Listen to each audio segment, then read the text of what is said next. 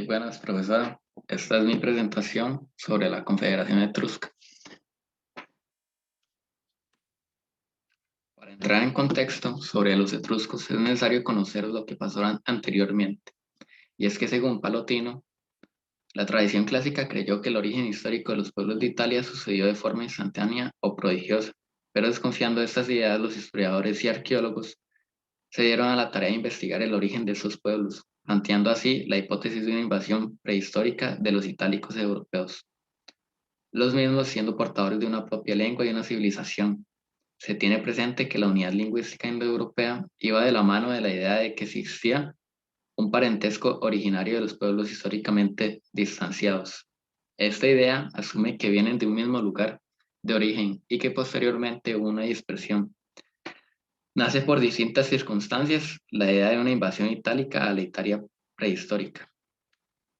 Existen tres ideas de estas invasiones. La primera hipótesis pigoriniana: al norte de Italia, en la llamada Edad del Bronce, fueron descubiertos los Terramara, un tipo de habitación prehistórica construida sobre los pilotes y rodeados por una barrera foso, como reparo contra las aguas. De mano con las Terramara se encontraron algunas tumbas rudimentarias que atestiguan el rito de la incineración de los muertos. De hecho, se vincula esto con restos de incineración anteriores vistos en los Alpes y relacionándolo así con los habitantes de Italia y los Alpes. Esta hipótesis proclamó entonces que el desarrollo cultural italiano tiene una procedencia trasalpina. Esta civilización era proveniente del norte y se dirigía al sur, por lo tanto se pretendía identificar más restos del pueblo de los Terramaras en la península italiana. Se llegó incluso a afirmar que del mismo pueblo surgió Roma. De esta forma se llegó a sustituir el nombre del mito de Rómulo y Remo por el mito de las terramarícolas. La segunda hipótesis de la civilización apenínica, a la hipótesis pigoriniana, se le opusieron varios estudiosos de varios ámbitos, los mismos apoyándose en la idea de fondo más antigua de las poblaciones y culturas prehistóricas del territorio italiano. Entre ellos se encuentran el antropólogo G. Sergi y el paleontólogo G. Patroni. Se demostró gracias a varios descubrimientos que el desarrollo de la civilización de bronce en Italia no estaba aparte de las anteriores culturas neolíticas y eneolíticas, y que los elementos de progreso exterior eran con un origen en el Mediterráneo, debido a la influencia de las civilizaciones cretense y micénica, y que por el contrario del Pigorini se entendió una invasión del sur hacia el norte. El argumento de las terramaras fue tratado como un fenómeno regional relativamente limitado y tardío. Esta hipótesis tuvo dificultades con la lingüística, y es que las lenguas itálicas pertenecen al grupo indoeuropeo, y este es un indicio de una procedencia continental. Se llegó a afirmar que no existieron casi invasiones. Pigorini defendió esto presentando el concepto de fermentos lingüísticos, diciendo que la imposición de las lenguas indoeuropeas se dio por infiltraciones de pequeños grupos o por otro tipo de contactos. Aún así, ambas hipótesis presentan ambigüedades por ser o muy simples o formulaciones exageradas. Estudios recientes muestran que existe una realidad más compleja y no se puede reducir todo a esquemas reconstructivos prefijados. Esto según Palotino. De hecho, Palotino nos dice que Patroni admitió que las tumbas de cremación denominadas protovillanovenses se debieron de atribuir a núcleos de inmigrantes. La hipótesis de invasiones continentales sigue con auge, y es que se afirma que existió una gran expansión protohistórica de los ilirios y dando origen a los pueblos itálicos de la zona adriática y también de la etnia itálica en general. Aunada a esta discusión se suma la problemática del origen de los etruscos.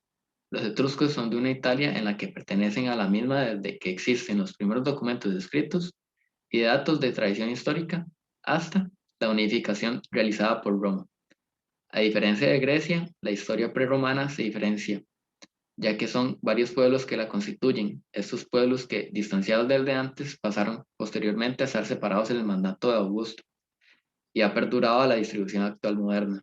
Las culturas prehistóricas italianas a través del tiempo se dividieron en Neolítico primitivo, con presencia de cerámica y restos líticos; Neolítico medio, con culturas más evolucionadas, con cerámica pintada, influencia de otras regiones; con el Neolítico reciente, con la difusión de la cerámica lisa; con el periodo eneolítico y la primera fase del bronce; y en este se perciben diversas corrientes culturales regionales, como la plena edad del bronce con el florecimiento de la civilización apenínica y con el inicio de las terramaras en Italia del Norte, con el final de la época del bronce con una influencia del micénico reciente y medio y con un florecimiento de las terramaras.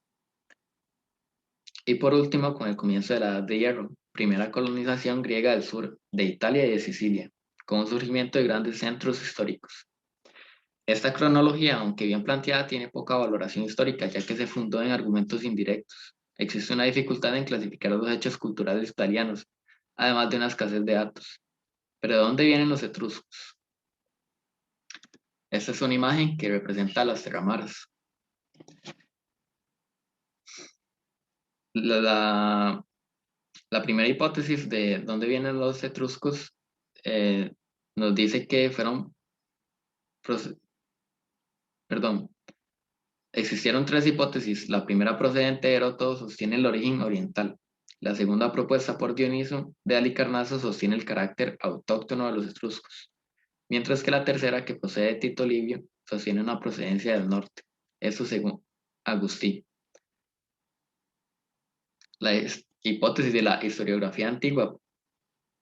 Según Agustín, en su documento Hipótesis sobre el origen de los etruscos, Heródoto propuso una hipótesis en el siglo V, afirmando que los etruscos provenían de Lidia.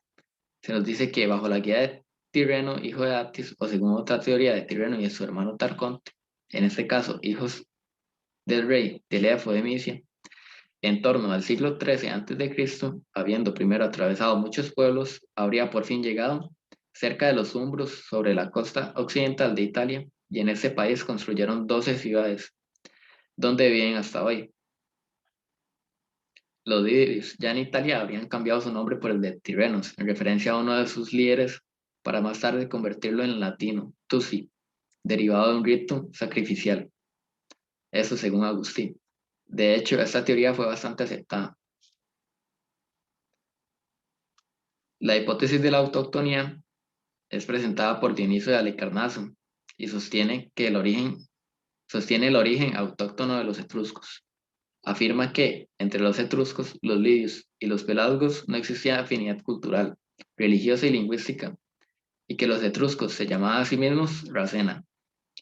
Esta tradición no es, sin embargo, apoyada por los hallazgos arqueológicos, como la estela de Lemo, con escritura similar a la etrusca, o el hígado de Piacenza, gracias a los cuales se puede suponer que el término Rasna o Racena podría no indicar el nombre de la etnia etrusca, sino más bien podría ser entendido como Rasna, que es el antiguo léxico y que significaría yo soy hijo de, o también desciende de. La hipótesis del origen nórdico se basa en parte en la similitud del nombre que se daban a sí mismos los etruscos, Racena, con la denominación que los romanos dieron a ciertos pueblos celtas que habitaban al norte de los Alpes, los Raeti o Retios. Tal origen basado solo en parafonías está ya descartado. Los Retios eran una antigua población asentada en los Alpes centro-orientales, pertenecientes al contexto cultural de Fritzen-Sanseno.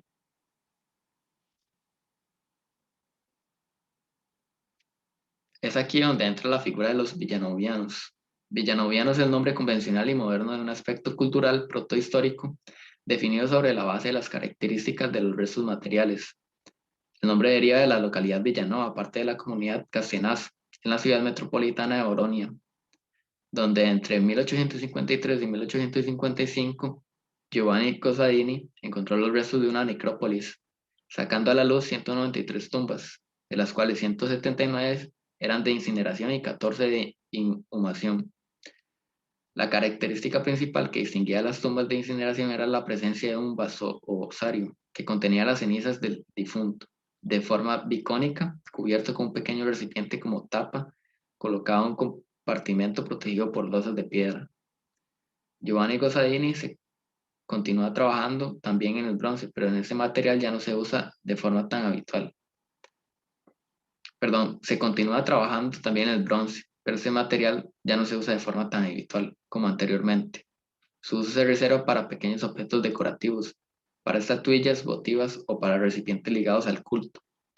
También las diferenciaciones regionales son enormes. Parece que en este periodo se hace sentir la necesidad de una vida en común, de cualquier forma de asociación entre las varias tribus del territorio itálico. Se comienzan a formar las primeras aglomeraciones urbanas con sus necrópolis. Agustí, a modo de conclusión, afirma que, por lo tanto, no fueron, hablando de los etruscos, no fueron tan homogéneos en las varias regiones donde habrían habitado. Tampoco fueron el resultado de la unión de diversos pueblos, ya que no es posible que la nación etrusca haya aparecido repentinamente. Es claro que su formación fue el resultado de una lenta y progresiva consolidación en tierra itálica. Con toda probabilidad, por lo tanto, existía ya una cultura que tendía a formarse sobre el territorio de la península itálica en varias regiones, y esta cultura no puede ser más que la civilización de Villanova. Sin embargo, se puede desprender de su historia y monumentos que aparecen elementos itálicos, egipcios, griegos, cirofenicios, mesopotámicos, urartianos, indoiranios.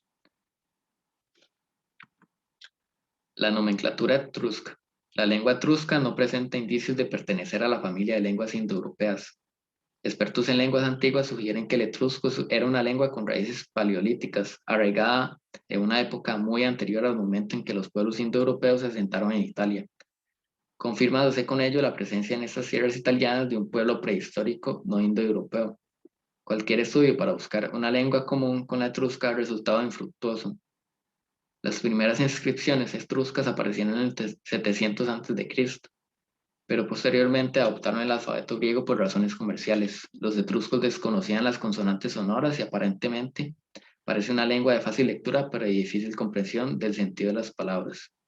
Escribían de derecha a izquierda.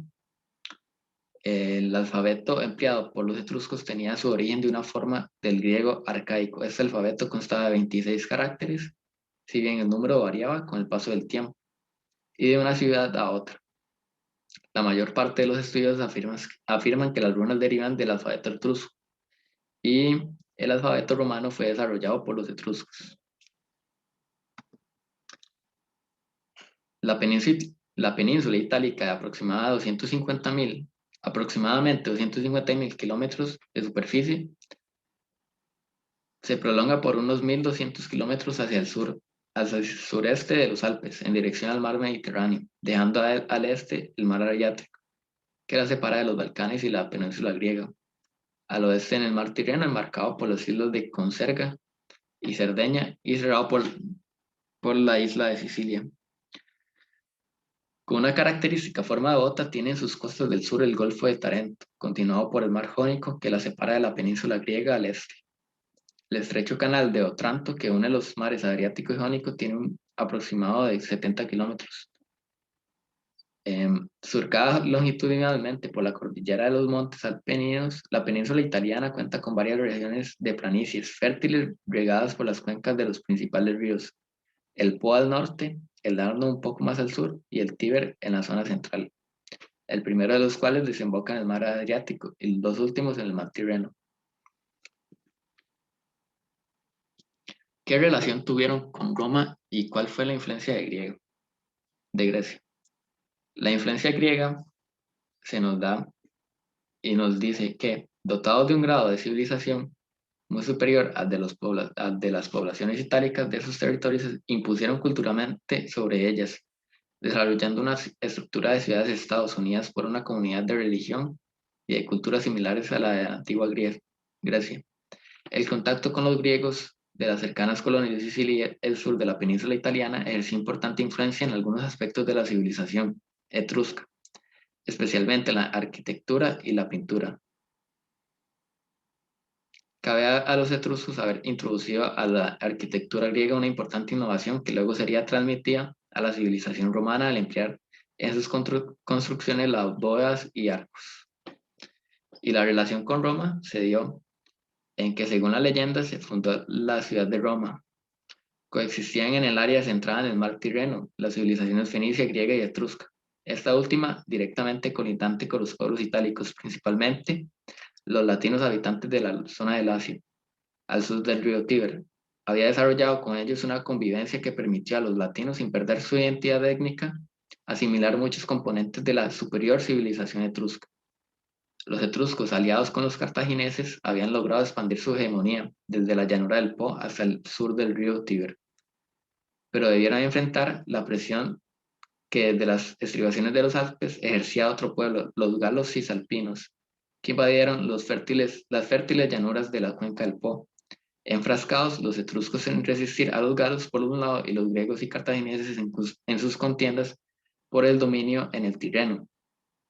Se establecieron las condiciones que habrían de permitir que la noble ciudad de Roma lograra finalmente imponer su dominio. Muchas gracias.